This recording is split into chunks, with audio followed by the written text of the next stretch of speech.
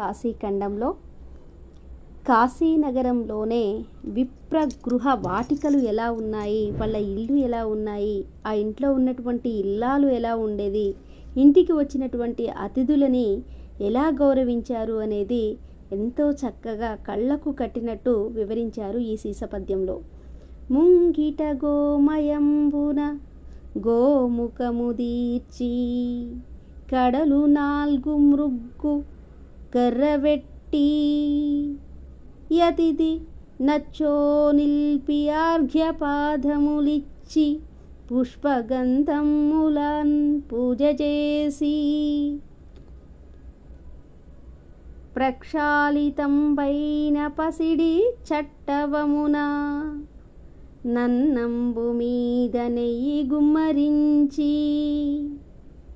ఫలపాయసపూప బహుపదార్థములతో భక్తి విశ్వాస తత్పర్యఘరిమా బెట్టుదురు మధుకర భిక్షకులకున్ కంకణంబులతో సుడిగములు రాయ గ్రమకరముల బ్రాహ్మణాంగనలు కాశీ అన్నపూర్ణా భవాని కట్టునుంగు జలులు.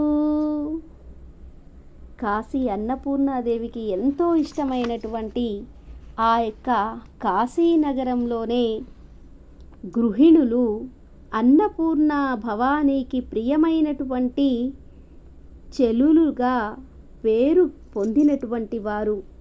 వాళ్ళు భిక్షార్థమై వచ్చినటువంటి వారికి వాకిళ్లలో ఆవు పేడతో చక్కగా అలికి 4 అంచులు కలిసేటట్లుగా ముగ్గు పెట్టి వచ్చినటువంటి అతిథిని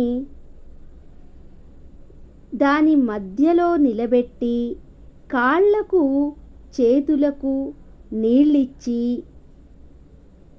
ఇక పూలతో గంధాలతో వారిని అర్చించి శుభంగా కడిగి బంగారు గరిటెలతో అన్నము మీద నెయ్యిని అభిగరించేవారు. అభిగరించడం అంటే వేసేటటువంటి వారు. అంతేకాకుండా పండ్లు, పరమాన్నము, పిండి వంటలు చేర్చి భక్తి విశ్వాసాలు ఉట్టిపడుతుండగా తమ యొక్క చేతికి ధరించినటువంటి కంకణాలు, గాజులు పరస్పరము కూడా వరుసగా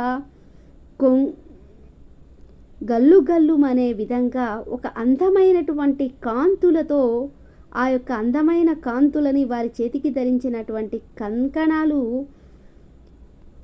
వాటి ద్వారా సంభవించినటువంటి కాంతితోటి వాళ్ళ యొక్క చేతులు భిక్షాన్నాన్ని వడ్డిస్తూ ఒక్కొక్క అతిథిని కూడా ఆనందింపచేసేటటువంటి వారట.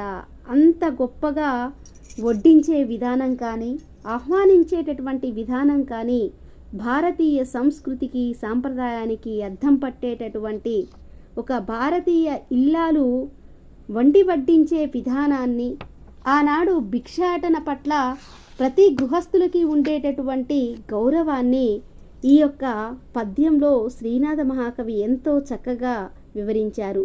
ఇది భారతీయ సనాతన ధర్మానికి ప్రతీకగా నిలిచే పద్యమని చెప్పవచ్చు.